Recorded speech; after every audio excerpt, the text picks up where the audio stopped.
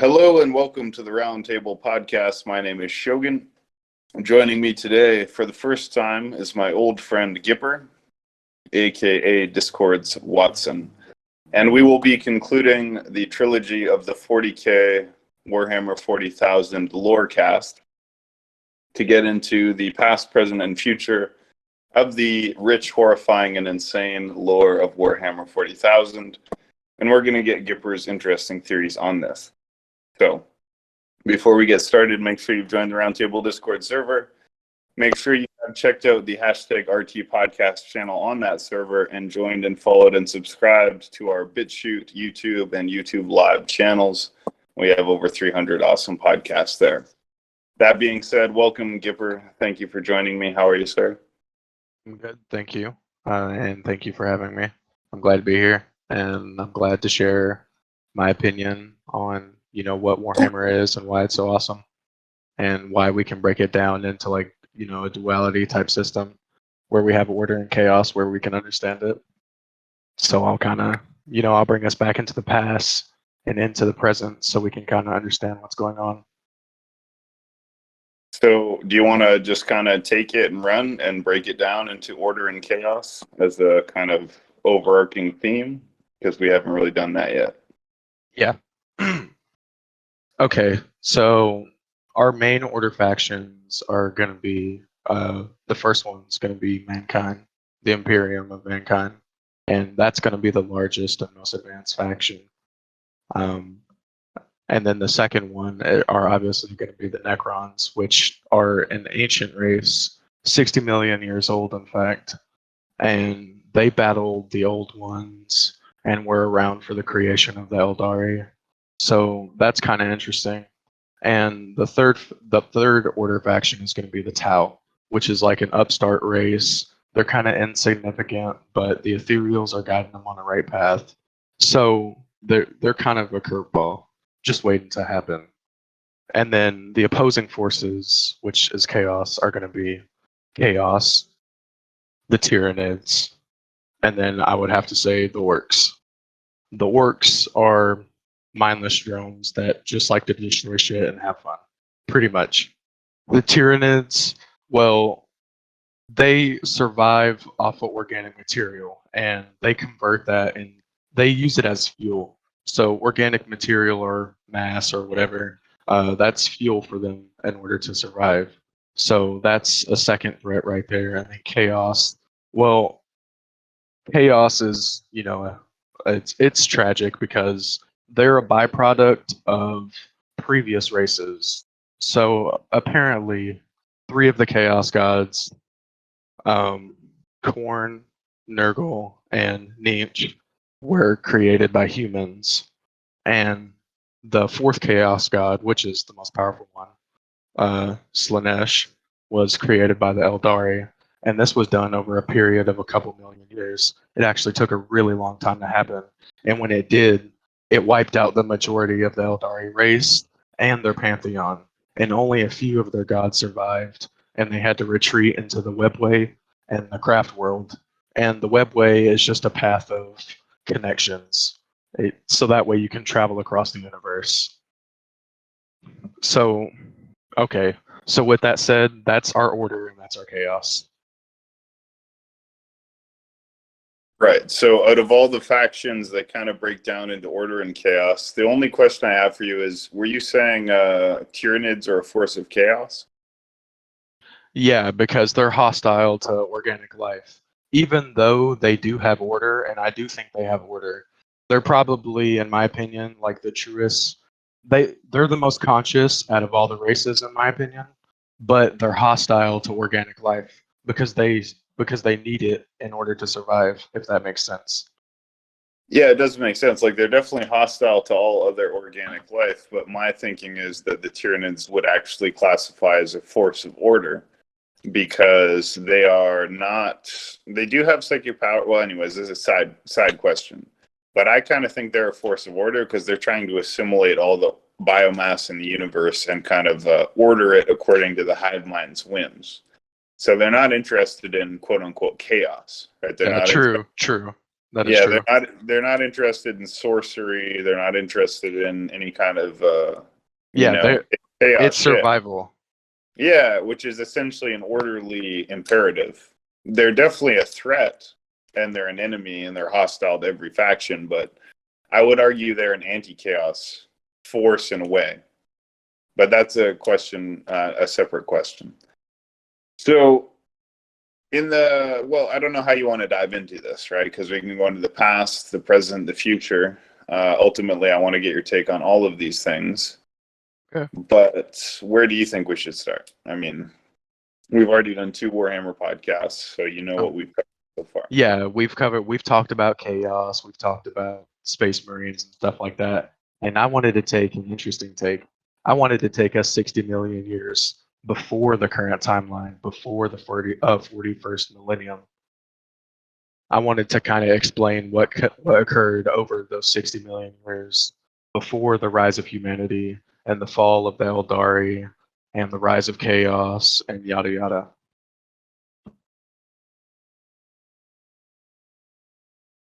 Absolutely. So where do you want to start? Because as you know, there's no shortage of entry points here. Okay, And perfect. Perfect. I got it ready to go, man. Trust me. Okay. All right, I'm gonna take over. All right, guys, get ready. This is I've been watching a shit ton of lore videos. I've been going balls deep in it. So I have 3 chapters ready, and this is gonna explain the entirety of like 60 million years before these upstart races. All right. Chapter 1. Dark Beginnings. Necrons, Old Ones, and Eldar or Eldari. Part 1. The Old Ones. In the grim darkness of the far future, there is only war. We leave the Imperium of mankind behind and travel some 60 million years before. This time, we're one peaceful, hyper-advanced race were masters of their own destiny. These beings are referred to as the Old Ones. They are the first sentient life recorded in the universe. Their lives focused on the acquisition of knowledge, seeding the universe with life, terraforming worlds, including one unintelligent ape-like species on a small blue planet in the Milky Way. All right, give me 1 second. I'll take a sip of coffee.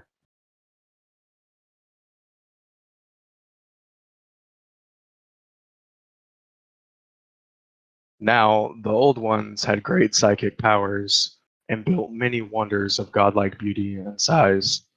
It was this vast understanding of the universe that allowed them to manipulate alternate dimensions and construct their greatest achievement, the webway. As its name describes, this is a web of pathways that allowed the Old Ones to travel through a vast sea of dimensional energy, known as the warp. The warp was a dangerous and disruptive expanse of psychic energy parallel to real space. In the early times, the warp was much more calm and passive compared to the 41st millennium, where the warp was filled with dark and horrific energy. So to travel through it at this time still required protected psychic pathways. The webway enabled the Old Ones to travel across unimaginable distances at incredible speed, essentially crossing space that would take a millennia almost instantly, enabling them to cross the 4 corners of the universe. The Old Ones believed all life was useful, and they are known to have brought about the rise of numerous important species and form thousands of worlds, which they also made their own. As the Old Ones expanded, they encountered many advanced species, although none like themselves. One such race the Old Ones happened across were the Necrontyr. Okay, that's the end of part 1. I'm open to questions if you guys are interested. Well, there's a lot of questions. I mean, there's so many questions, right? So first you have the War in Heaven, which appears to be the Slan versus the Necrontyr and the Catan. Correct. Then you have the Necrontyr who lose this battle going into they lose, right? Yeah, they lose this battle because Zarek, the Silent King, He's the king of the Necron tier Triarch, which is the council of over all the Necrons. And he made a bad deal with a very powerful sentient star god race known as the Catan. And the Catan, now known as the Deceivers, deceived the Necron tier. And they thought they were going to get the immortality of the old ones, but it was a completely different type of immortality. And the clad living metal that the Necron tier used on their spaceships and stuff like that. And they also constructed vessels for the Catan to embody.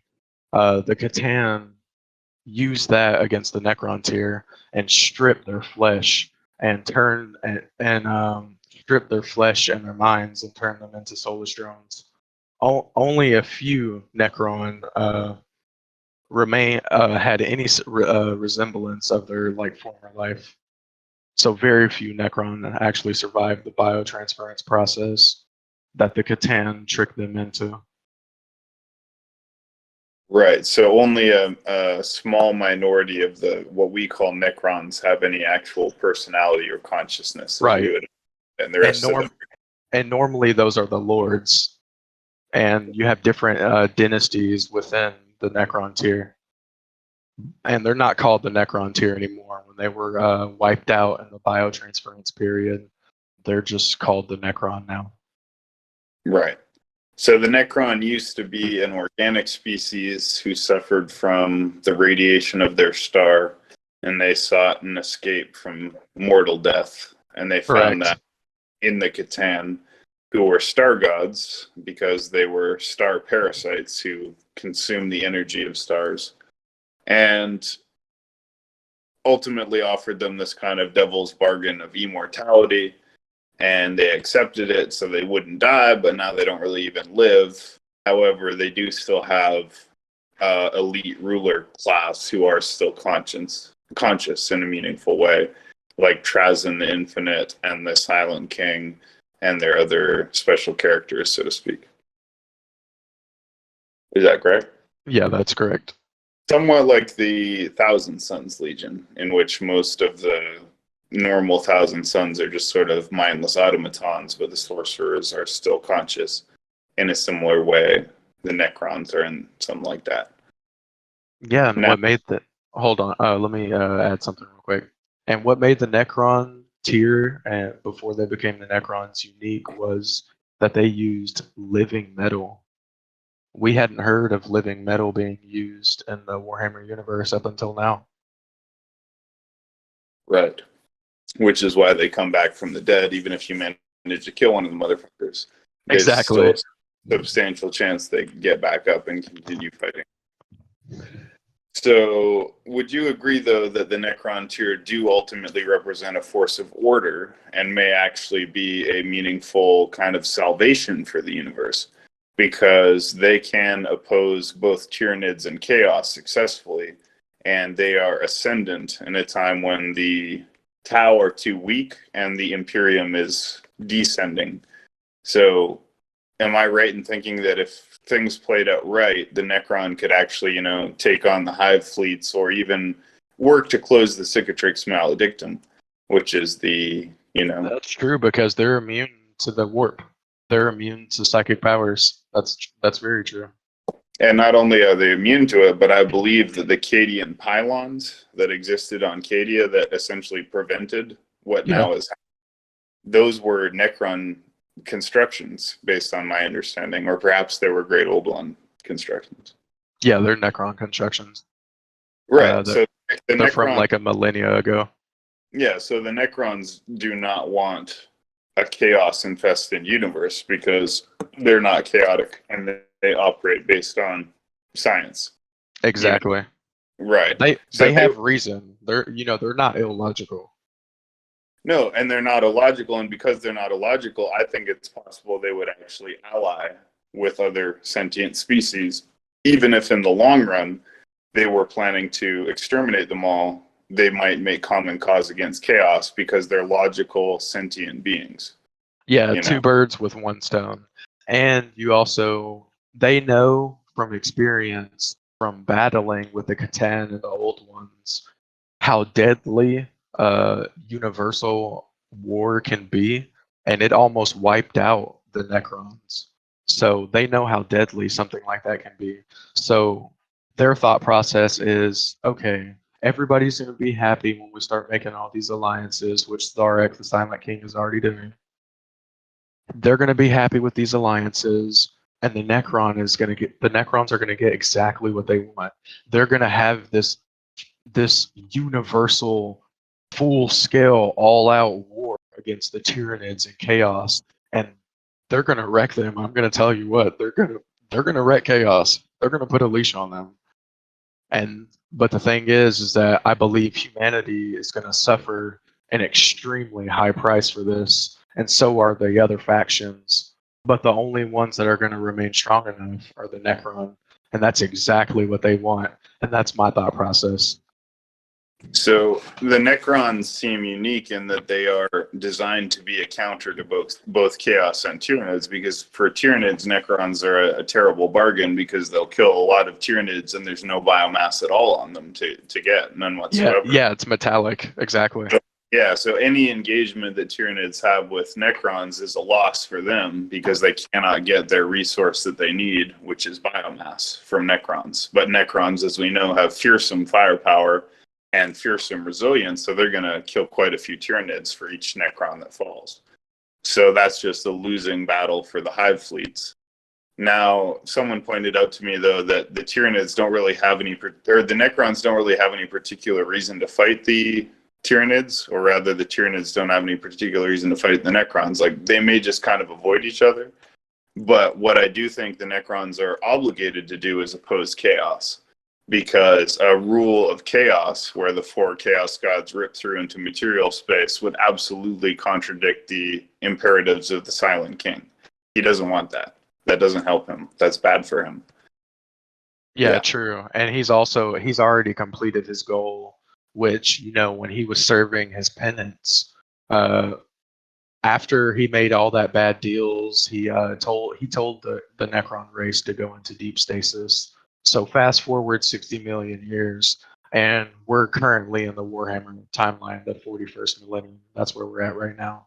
So all the Necrons are waking back up, and this guy just came back from exploring deep space, and he's warning everybody, all the sentient life he comes across that are reasonable. He's warning them. He's saying, hey, the Tyranid Hive fleets, they're coming, man. And nobody knows how large the Tyranid Hive fleets actually are, because the speculation is right now that the multiple Hive fleets that are currently in the eastern fringe of the galaxy, of the Milky Way, excuse me, that's a very small portion to what is coming. Absolutely, yeah. So my thinking is there has to be a point in the future storyline where the Pathworld Eldar, maybe the Yinari, the ones that serve Yiniad, the Imperium, and maybe the Harlequins and the Tau, they all have to make common cause. And it's kind of silly that they haven't done that by now, given how evil their opposition is. They're too stubborn, man. They're too stubborn. Well, the Imperium is, which is silly, but that's the way it is. They're getting there, man. It's taken them 10,000 years, but they're finally coming to reasoning. So that's all good. That's what I think will be the next kind of setting. There'll be some kind of Eldar, Tau, Imperium last stand against the darkness. And my thinking is they have to introduce the Tyranids again in their full force. So far they've only introduced them as like probing tendrils of the Hive fleet. I think they need to do one event that's like, the Tyranid Hive fleet is here, and it's just like a huge galaxy gripping event. And they kind of have to do that with the Necrons as well. And like you said, I think it was you or someone said earlier, Chaos seems to have kind of got its payment. It ripped the galaxy in half. So we can kind of expect them to take a back seat for the next 1 or 2 turns of the wheel, just based on narrative kind of sequence or logic. Yeah, exactly. And I think the Adeptus Sororitar, excuse me, I can't pronounce it right now, but the female portion of the Space Marines, I think they're going to play a huge role in the upcoming lore, because if you saw the new Warhammer Plus trailer, the Space Marines and the female portion, they came together and they started fighting their enemies, which is interesting because that's not really something that we've seen before. Like, sure, they've run into each other before and helped each other out in battles. Why wouldn't they? They're all serving the Emperor. But now they're actually coming together, which shows unity, which is something we haven't seen for a very long time. Because, as we know, the Imperium's been split in two. Exactly, and something really fascinating in the lore, 50% of all Space Marines fell to chaos, which is terrible, right? That means Yeah, like, that's way too high. it's not even an advantage. Like, it's 50. Like, even in the biblical story, it's 66% stay loyal and 33% fall to Satan. And I actually kind of wish they had done that in the lore, because it would have been cool for them to match it that way, and it would have been a little more realistic. But anyways, it's 50, but only one individual Adeptus Sororitas, or Sisters of Battle, has ever fallen Yeah, to Sisters of Battle. So one individual Sister of Battle fell to chaos versus like however God's many thousands of Space Marines. So Space Marines are like the Emperor's worst creation, basically, because half of them went to chaos. And here's the interesting thing. If you read the lore about the Emperor, it says that in order to create the Primarchs, he went through a webway into Chaosville, Chaos Land, Chaos Dimension, Realm of Chaos, and he made a quote-unquote unknown bargain with the Chaos Gods in order to create the Primarchs. So even according to the 40k lore, the Emperor made a bargain with all four gods of chaos in order to create the Primarchs, and then 50% of the Primarchs turned to chaos. So yeah, and I believe they call this the Great Game. Yeah, so put 2 and 2 together. He said, "You guys give me your warp power, so I can create 20 gods like myself." And they said, "Okay, but you have to make sure that 10 of them, you have to agree that 10 of them will fall to us and 10 of them will stay to you, and we'll see who wins." That's the only way it makes any sense. So, yeah, it's crazy.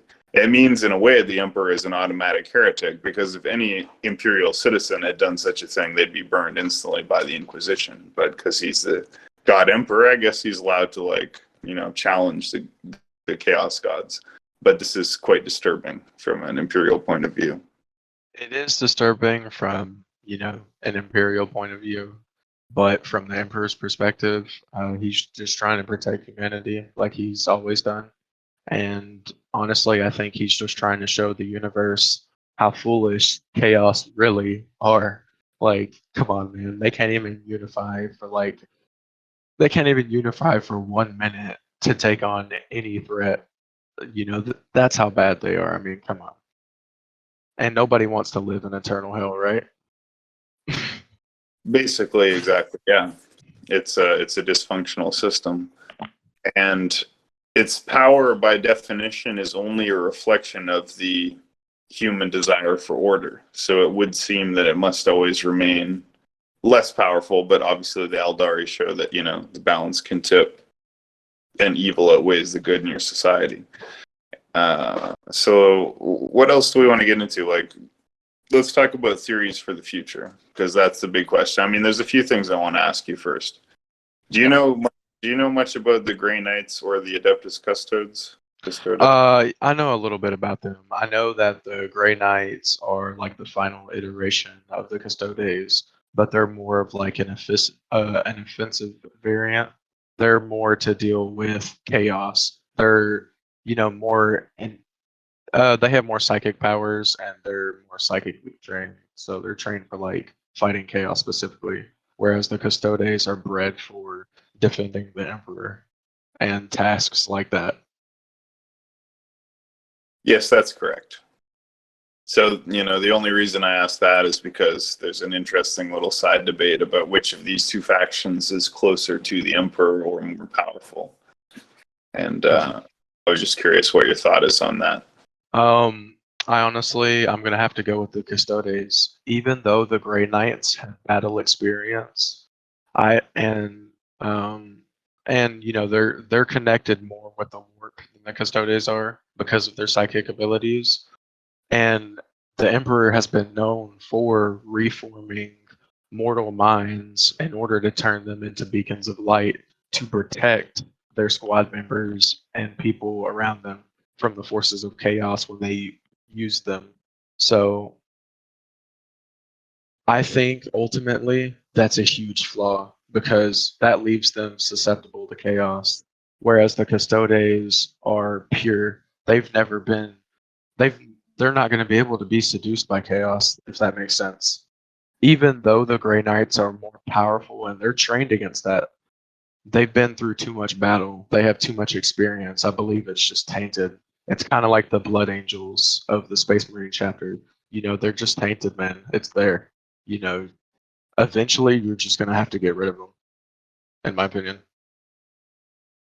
Interesting.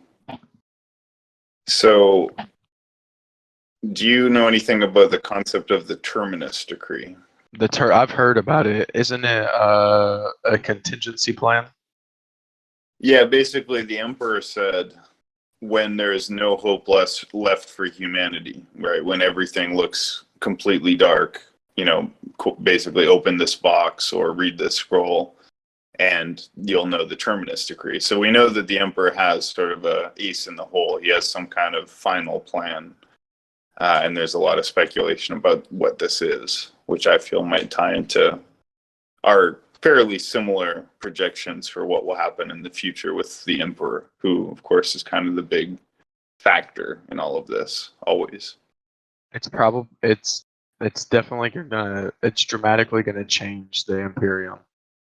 They're probably gonna become more open to xeno races. Well, they have to, they would have to in order to survive.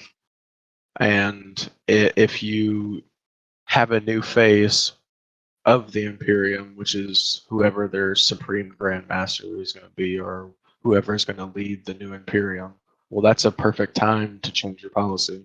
You'll have a fresh face, a fresh perspective. So that's an optimistic point of view. I don't know if it'll play out like that. Do you think that the Terminus Decree could be something like kill me or let me die or turn off the Golden Throne? I think it's it's letting humanity know that his time has come, that his physical body, this is it. Reality is here.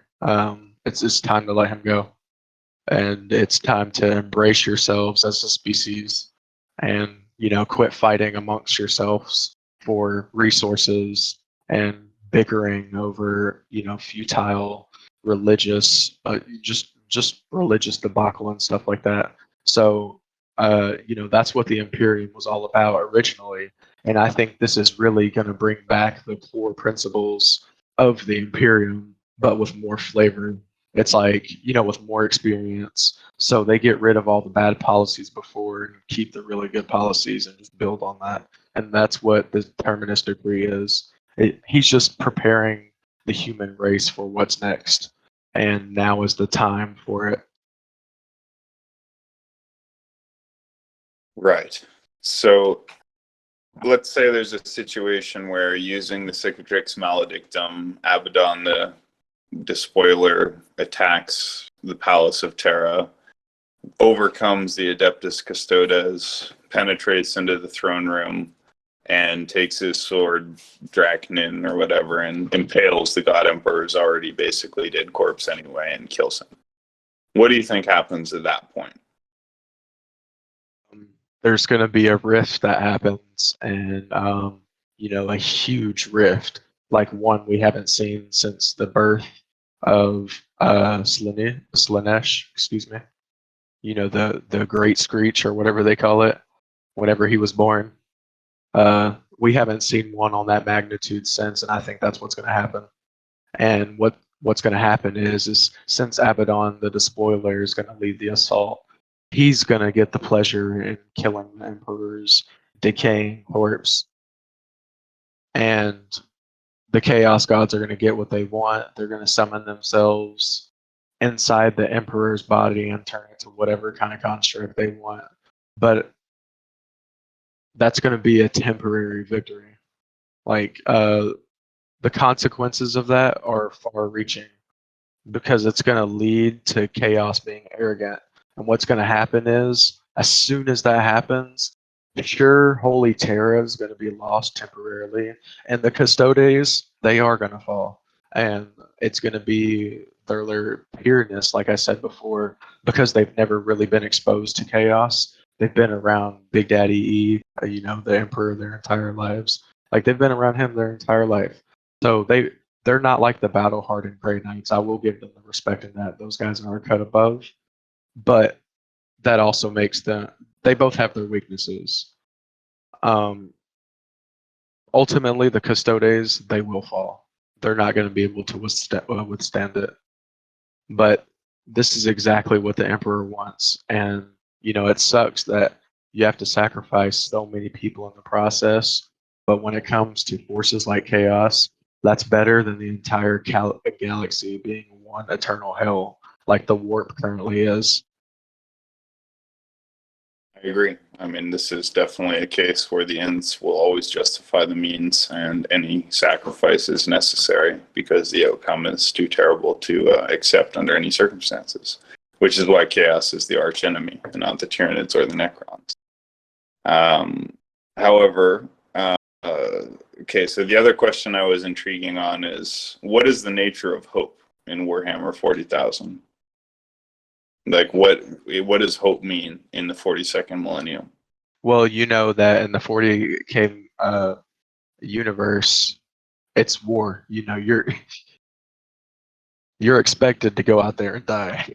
Space Marines are bred for war because when the Emperor created the Space Marines, he intended them for warfare. Sure, they excelled in statesmanship and warfare and stuff like that, but they were ultimately bred for battle. That they were eventually going to die in battle. And if you look at Space Marines and how they've died, a majority of them have been tragic deaths in battle.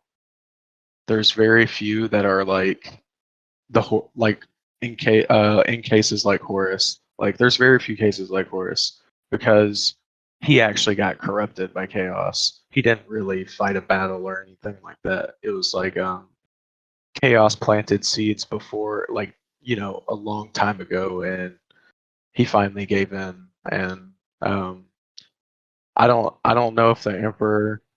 I don't think the Emperor had planned that out. Like, sure, he had made deals with the Chaos Gods, and I think he did that because, well, if you play, they call it the Great Game. The Chaos Gods call it the Great Game.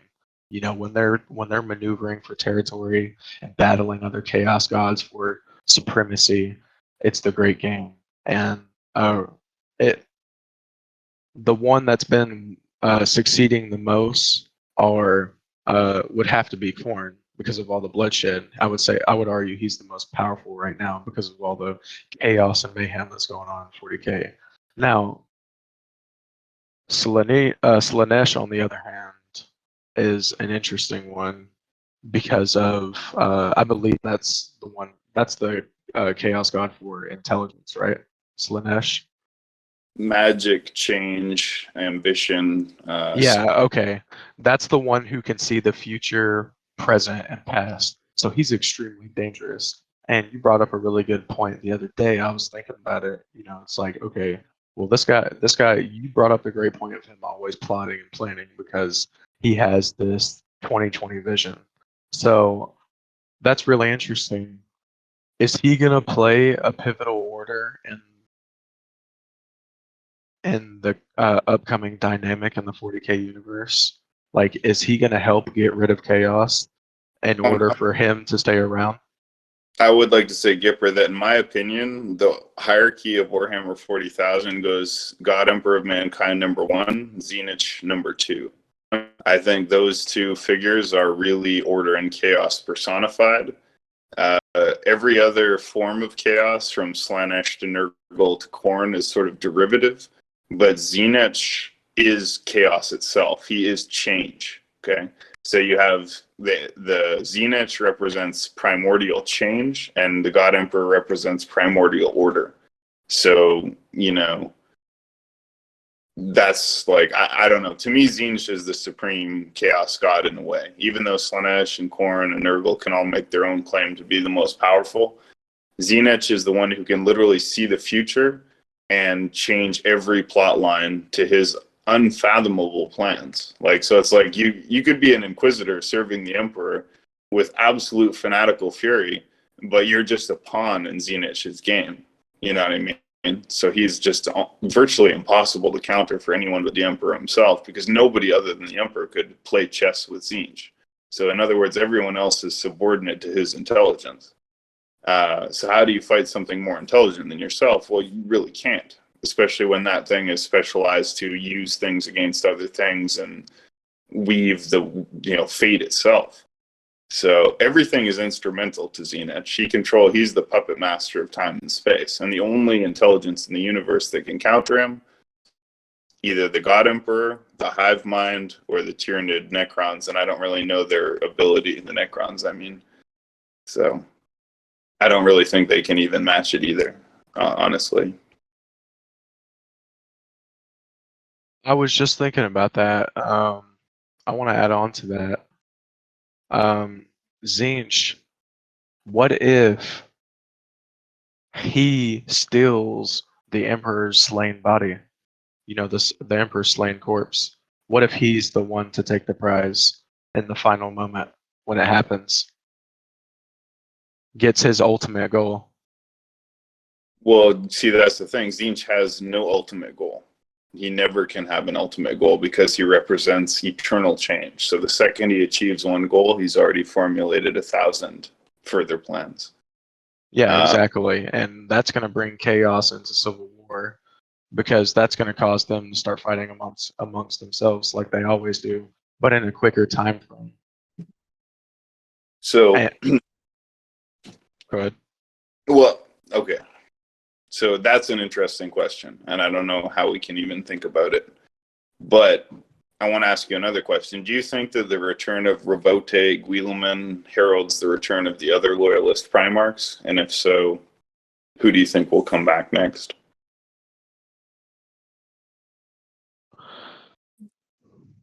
I think Robote Guilemen is he would have to be the perfect face for the Terminus Decree. Him or Sanguinius. And I don't see them bringing Sanguinius back because his soul is, shattered. It's fragmented. There's only a shard of his soul left. He's never going to be, Sanguinius again unless the Emperor pulls out some like next level shit and, changes that. So it'd have to be Guilemen, and he's going to be the guy. He's already proven himself, being in the Ultramarine chapter. That's the elite of the Space Marines. That's the Navy SEALs right there. They're the most badass of the Space Marines. So this guy's the perfect face for the new Imperium, in my opinion. I agree with you, and he's also the most specialized in administration and governance, which is exactly what the Imperium needs to manage its, far-flung million worlds. Now, I wanted to ask you this. Do you agree with me that there's an undeniable parallel between Robote, Guilemen, and the Emperor himself, in the sense that both of them suffered a fatal wound and then were placed in a form of stasis, right? So Robote was in a stasis field, and he was not supposed to be able to heal because time was not supposed to pass in that stasis field, but he somehow miraculously healed and came back to life, basically, something like that.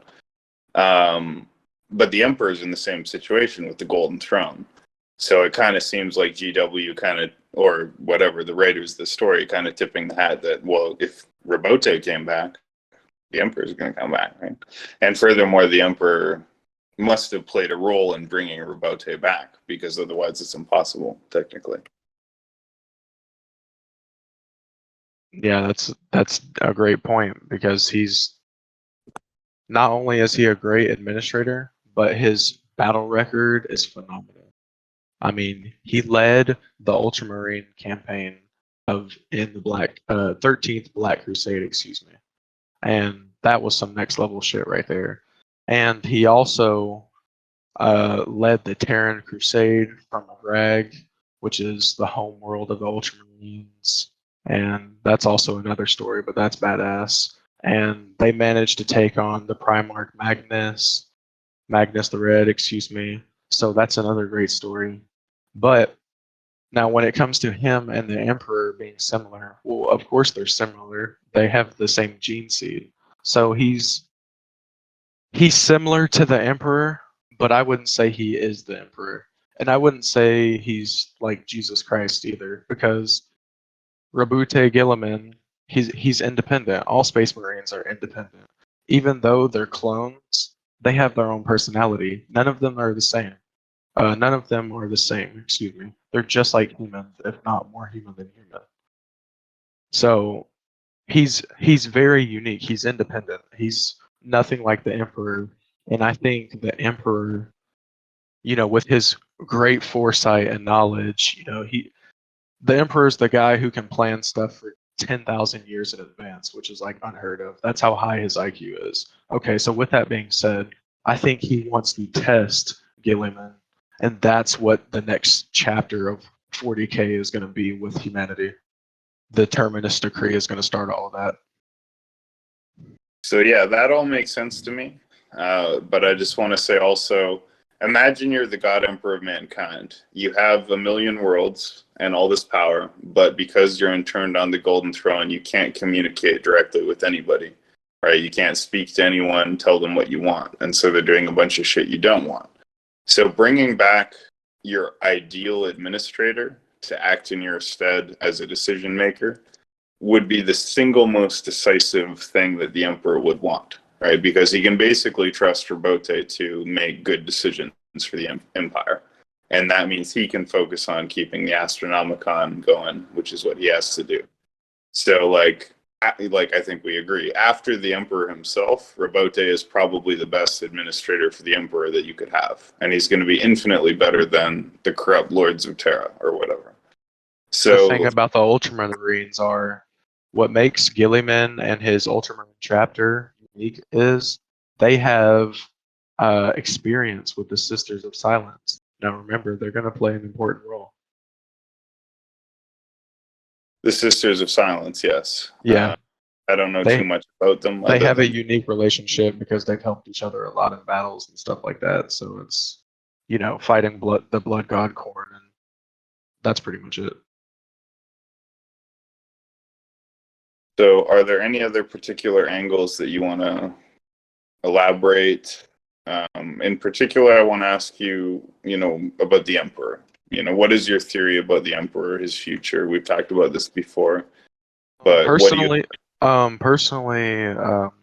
believe the Emperor is a shard of one of the old ones, because it is recorded in the Eldari legends that one old one survived. Listen to this. It was rumored that one final old one had survived the destruction from the Catan and the Necrons. This old one hid away where he continued his old ways of tweaking, dabbling, and prodding around. Now we know tweaking, dabbling, and prodding around. Well, the old ones love to create races and they love to terraform. They, they basically got a hard on for this shit. So they love to do this type of stuff. And personally, I think this one old one, which is a fragment, I don't think it's a full whole one. I just think it's a fragment. And I think this took place maybe in some human, could have been a shaman from the prehistoric era or something like that. And it's been soul hopping ever since, from human to human, passing down knowledge and stuff like that, and building up this fleshling human race that was really given no purpose. Because if you look at the Eldari, they were given a purpose by the old ones. The old ones even came in contact with the Eldari, which I think the old ones knew that this was their biggest mistake, because it led the Eldari to become arrogant. And over millions of years, they let decay set in their empire. And although that does sound similar to humanity, the Eldars, they did it intentionally, and it shouldn't have happened in the first place. But I think the old ones realized that they made a mistake with the Eldari, And with the humans, they took a different approach. They infused like certain humans that were susceptible to the warp because the old ones mastered the warp. Even though it was chaotic, they were the first ones to construct the webways. So their original webways are intact. And I don't know if any of the races know about the old ones' webways except for the Eldar and maybe the Necrons. But that's normally hush hush. So I assume that nobody knows about the old ones' webways, even though they talk about it in the Eldar legends. So with that said, there's got to be some ace in the hole that the old ones have going, because they learned from the Eldari that, hey, maybe we shouldn't get involved with one of our fleshling creations, because they created humanity. They created the orcs, which were originally known as the Croc, later known as the orcs. And then they also created an unintelligent ape-like species, later known as humanity, which this is a known fact. You can look it up. The old ones created these races. So I think the old ones took that and they took a different route with humanity. Hey, we're not going to get involved. We're not going to be like, oh, we're here for you, humanity. Big Daddy E is here like it is now in the 41st. They didn't want it like that. So they became men, if that makes sense. So they could bring other men around them and slowly progress humanity into this like raw, like refined cutting edge that can slash through anything. I mean, humanity is literally an unstoppable force, much more different than the Eldari or the Necrons. Much more brutal, like brutish. We're beasts living in our own ecosystem, only concerned with what's in our own environment, if that makes sense. So that makes us completely different from the other races. And I think that's why the old ones took an interest in us and slowly molded humanity over time, dropping certain knowledge in certain humans, spreading that knowledge like the 100 monkey theory, pretty much like wildfire, and then, just let nature do its course. And I think that's what the Emperor is. He's a byproduct he's a fragment of one of the old ones. And the old ones, these motherfuckers are the OG. They were around. They were the first ones around. The Eldari call them the first ones for a reason, because they were out there terraforming worlds, creating sentient life left and right before any of these upstart races started doing anything. So keep that in mind. So they know what they're doing, and yes, they're organic, they're sentient, so they're bound to make mistakes too, just like other organic life.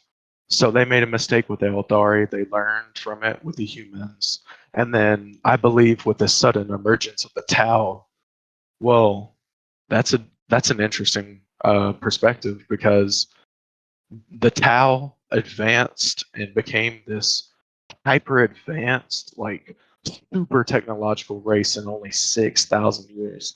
It took humanity 30,000 years to get to a point where they could, be a force to be reckoned with. It took the Tau only 6,000 years to get, even though they don't have the same empire, they don't have the same depth as humanity, but they already have the mindset. They just need to grow on it.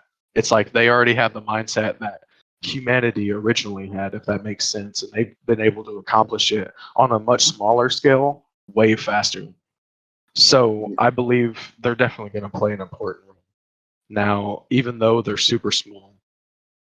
Yeah, it occurred to me that the Tau are essentially what the Emperor originally envisioned for humanity. And humanity only descended into, from his point of view, descended into theocracy.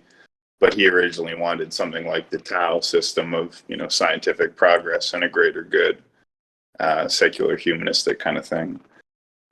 So yeah, I agree the Tau have an unlimited potential future. One question before we leave the subject of the Tau, and maybe I'll just touch on 2 or 3 more topics at most, but do you believe that the Tau may have received technological gift, so to speak, from the Eldari. In other words, the Pathworld Eldar, like what's his name? The trickster god. No, the number one farseer. What's his name? Oh, I can't remember his name. What is his fucking name? He's the number one most powerful psychic, basically, after the Emperor. Is this dude Eldrad Ulthuan? Is that his name? Yeah, you're correct. He's the one during the Horus Heresy, right? Yeah, Eldrad. Yeah, I believe so. He's the most powerful Eldar Farseer, and I think he's like pretty much the number 2 psyker after the Emperor right now. But he sees the future. And what was my point about this? Yeah, it was Tau related. Right. So wouldn't it make sense then that he would see the Tau and see their potential as a force of order and therefore give them technology? And could that then explain why their technology, like you said, developed so quickly in such a short time? Now, I think they do good work on their own and they have unity because of the ethereals, so they are progressing above average speed anyway. But I think that Eldrad Ulthuan was like, hey, we should like give them our gifts of technology because they will fight for the future as we cannot. And I think that. Interesting point. Let me add on to that because that makes perfect sense. Now, the reason that makes perfect sense is because the Eldari are a naturally psychic race. They're not powerful and brutish like the humans are. They're not unintelligent like early forms of humans. They're very intelligent and they're extremely connected to the warp. So with the Tau being immune to the warp and the ethereals having this huge like psyker potential and psyker connection, I think that makes perfect sense. They created this like perfect. They created what they wanted the Eldar to be, if that makes sense. Right. So they're important, and I think we do need to touch on the subject of Yniad. Do you have any take on Yniad and how significant this Eldari god of the dead waking up may or may not be for the timeline? 1 second.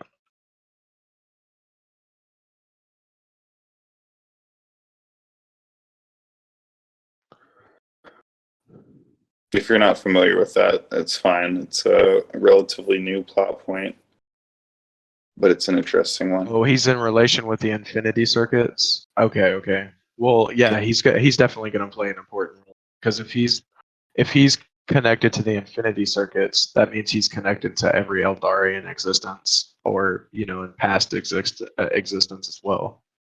Well, long story short, the Dark Eldar and the Eldar, as well as the Exodites, all came up with different solutions to the problem of Slaanesh having a claim to their souls.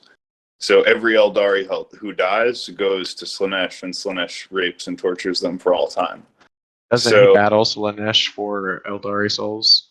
Yeah, so the point is the Craftworld Eldar have soul stones, spirit stones, and when they die, their soul is trapped in the spirit stone rather than getting raped by Slaanesh for all time. And then they put it into the Infinity Circuit, and so they join like a Gestalt consciousness of all Eldari. And as that Infinity Circuit is fed more and more souls, just like the Emperor being fed more and more souls on his throne, the Eldari feed more and more souls to the Infinity Circuit. So just like the Emperor will awaken as a god in the warp, so will the Infinity Circuit. So there'll be 2 gods awakening in the warp, 2 gods of order, Yniad and the God Emperor, right? So that's cool too. I hadn't even thought about that perspective. That could be just as powerful as what the Emperor is doing for humanity because of the Eldari's psychic connection. Yeah, every Eldar soul is like 1,000 human souls. Exactly. So it's multiplied tenfold or 100-fold in this case. Yeah. So I think we'll see an awakening of Yniad. We'll see an awakening of the God Emperor of Mankind. And that at least I think does mean some hope in the grim darkness of the far future. So is there anything else that you wanted to cover, my friend? No, sir. That's pretty much it. Thank you very much. That was fascinating. Does anyone have any questions or comments before we wrap it up? Going once, going twice. I got a question. Do you think Lionel Johnson is gonna come back? Lionel Johnson, You possibly. know, the first chapter. Possibly. Because according to Personally, the lore, he's sleeping in the rock. I personally believe he would be the logical second Primarch to come back, and I believe that he will be the second Primarch to come back. The only other, Vulcan, they seem like Vulcan, he might come back. But I think that Lionel Johnson would be the obvious second choice because just like Robote, he was been sitting in kind of stasis all this time. And so if, Robote came back, why not Lionel too? And that means that they're untainted by the ruinous powers of chaos if they've been in stasis, because the Emperor is protecting them. His will is literally like reform their minds when they're in stasis, and they're a beacon of light. And chaos, stay away from that. And just imagine every Primarch that comes back, just by the nature of the legendary character, godlike character of his reputation and his abilities, would just automatically be able to mobilize another huge crusade, just like Robote mobilized the Indominus Crusade if Kosaro Khan came back or Vulcan came back, because the Imperium is trillions of religious fanatics. They'd be like, oh my god, Vulcan came back, I want to fucking go to war for him.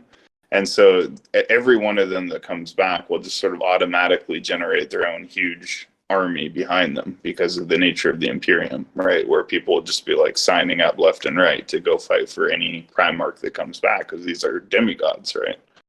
Well, if humanity plays this right and they do what the Necron, they take a note from the Necron playbook and they take certain sectors of the galaxy back and then build from that, they might be able to do something with their new empire. They might be able to do something. Well, fantastic. Wake certain Primarchs up at different times throughout certain subsectors and stuff like that, and then they'll all get together. I think only then will they be able to do something. Fascinating stuff. I could talk about it forever, but I feel like we've covered a lot in this episode. So unless anyone has a question or comment, I'm going once. Does anyone have a question or comment? Warhammer 40,000 lore, anything to do with it? All right. Well, thank you so much, Gipper. Very entertaining to talk about. I like your theories. I think we agree about a lot. That concludes this trilogy. We'll probably dig into it again down the road, but that was fun.